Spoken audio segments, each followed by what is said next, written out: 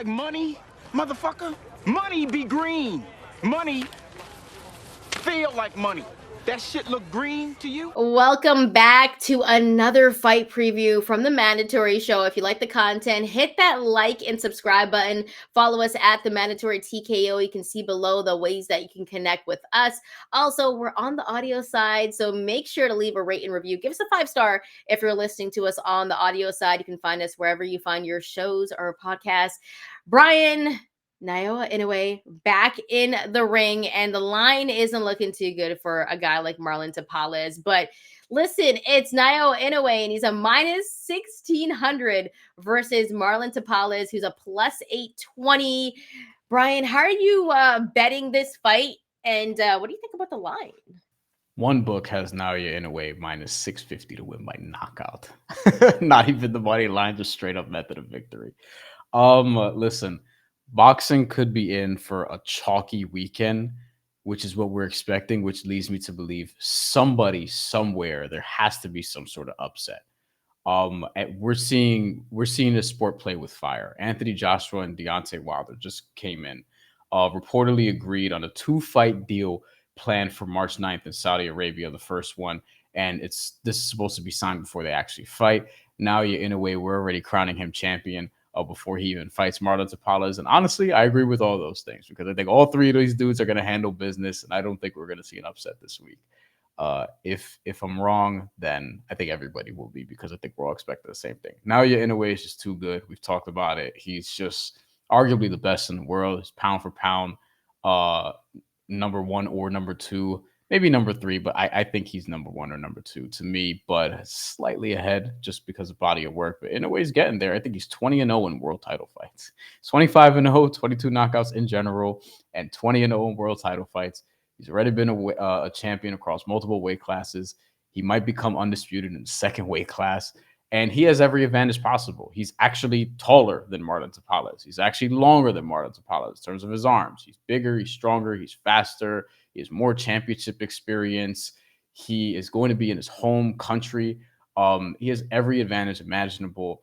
And this, if he lost his fight, if Naoya Inoue loses his fight, it'll be the biggest upset in boxing since at least Andy Ruiz and Anthony Joshua. It'll be one of the biggest upsets in boxing history, and I don't think we're going to see one of the biggest upsets in boxing history in this fight. I'm taking Naoya Inoue to win by knockout between rounds 1 and 6, which at the time I found it was, I think, plus 120. Got to check again, but in that range, plus 110, plus 120, depending on where you look. I think he gets this done early. I think Marlon Tapales needs to be given credit for how he handled his last fight against Akhmadaliev. However, there's just some things like he didn't throw a lot of combinations in that fight. It was very tactical. I feel like Naoya Inoue could bully him, potentially walk him down. His body, the body punching is gonna be there. I think anything Naoya Inoue wants to do, he can sort of implement that. And I don't think this is going to be a Paul Butler situation where he just straight up just tries to survive for a long time because I think Tapales will come to fight. But if it is, that's the only thing that would worry me on this bet. But I think Inoue should get him out of there relatively quickly. And I think he's just that good. You know, last time Inoue fought against Cool Boy Steph, I rocked with Cool Boy Steph, and boy, was I wrong.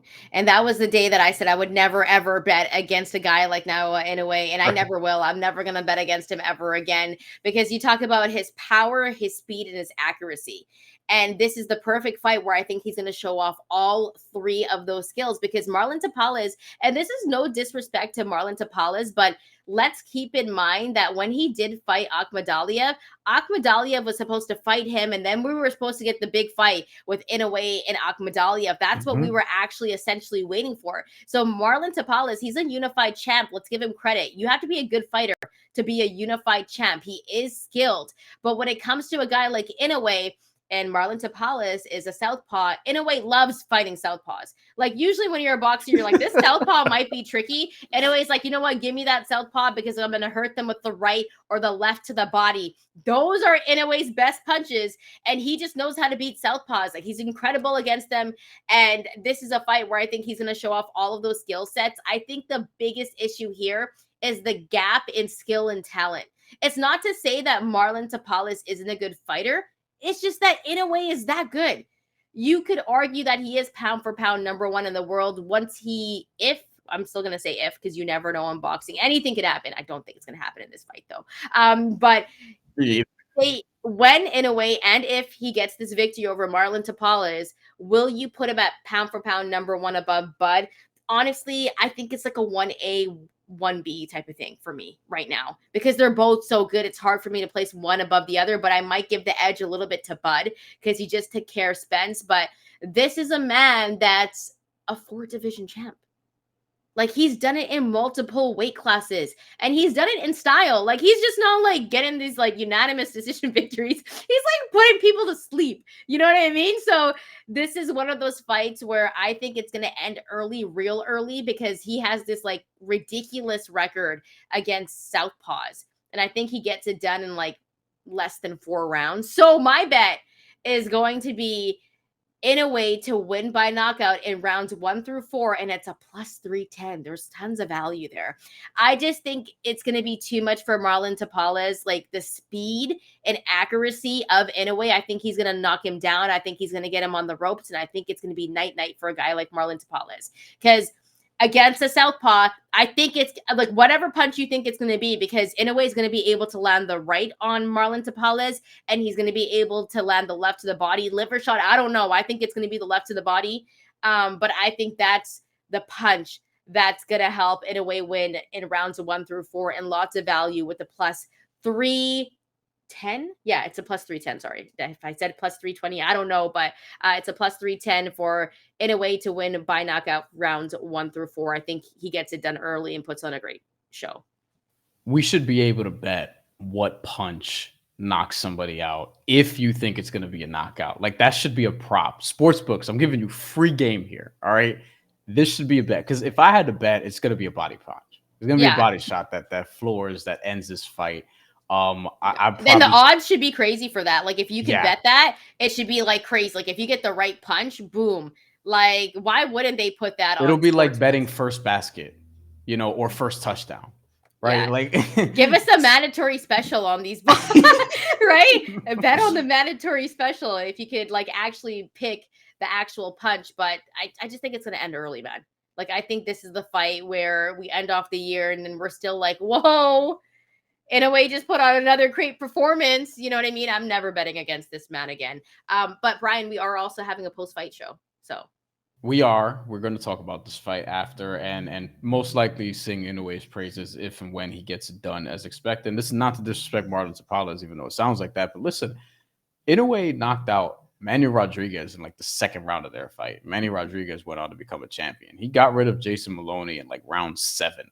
And supposedly, wasn't even 100% for that fight or whatever the case may be.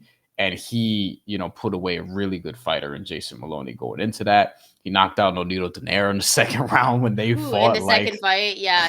And also Juan Carlos Payano, who in the 1st round, who I believe is a southpaw, to your point. Yeah, was a southpaw. And I remember this was in the World Boxing Super Series. Yeah, it's going to be a body shot. It's going to be a body shot. It's going to be early, and it's going to hurt. And it's going to be the right hand, then the body shot. You know what I mean? It's going to do damage, but that's how we're betting here at TheMandatory. Let us know if you are actually going to be rolling with Marlon Tapales. If you think we're wrong, drop your slips. All right, give us a reason why. Be respectful. Because obviously this is a fun show and we want to know your thoughts and how you're betting this, but we are going to be having a post-fight show. So it's going to be early over here in North America, super early on the West Coast where I'm at, and won't be as early where Brian's at. I mean, still early in terms of like 8 a.m.-ish. I'm guessing. Something like that. I don't, if it's around the same time as the Fulton fight, that was a fairly standard morning. I mean, I got up at 7 something, which, that's slightly earlier than I typically would. And that's because I'd be up late watching NBA games. I'm being serious. It's not even a joke. And like, I'll be up at a reasonable time. It's fine. I'm the one who's gonna have to eat it and be up at like 3-4 in the morning. The problem is Christmas is the day before, and if there's like it's like, Boxing Day. Honestly, though, like usually like Christmas Eve is where it's popping. You know what I mean? Yeah. NBA games are for Christmas Day. Like that's the way. Like that's where you'll find. And this year football, because Jesus Christ. And the Raiders play the Kansas City Chiefs at 10 a.m. on Christmas Day. So you're playing for your season. Yeah. No, we're not going to go and get into the playoffs. You have to have at least 10 wins in the AFC to get in. Like, let's be serious. But if I could beat the Chiefs this year, the Raiders, that thank you, Santa. You know, that's what I would like. That would make my Christmas wish come true. Because I remember one Christmas, Derek Carr broke his leg, and that was the year that we went to the playoffs for the first time since I was like 13. So yeah, it's gonna be great. Christmas morning, I'm excited. I'm excited. For Christmas, I just want to win my bets, including this one. Now you're in a way to win within the first 6 rounds. Bet with us. But nonetheless, thank you so much for rocking with us. We hope you enjoy the holidays. We will be with you after for the post-fight show for Inoue and Tapales. And make sure if you like the content, hit that like and subscribe button. And Bryan, final thoughts before we get up and out of here. And if you missed it, if you just got to the channel, link to this video. We also have previews up for the Deontay Wilder, Anthony Joshua Day of Reckoning card, which we broke down. We're going to have a live show for that too, if you're watching this before that's actually done. But this fight is obviously after, so go check this out. Go check everything out that we're doing and donate to the channel if you could. Merry Christmas.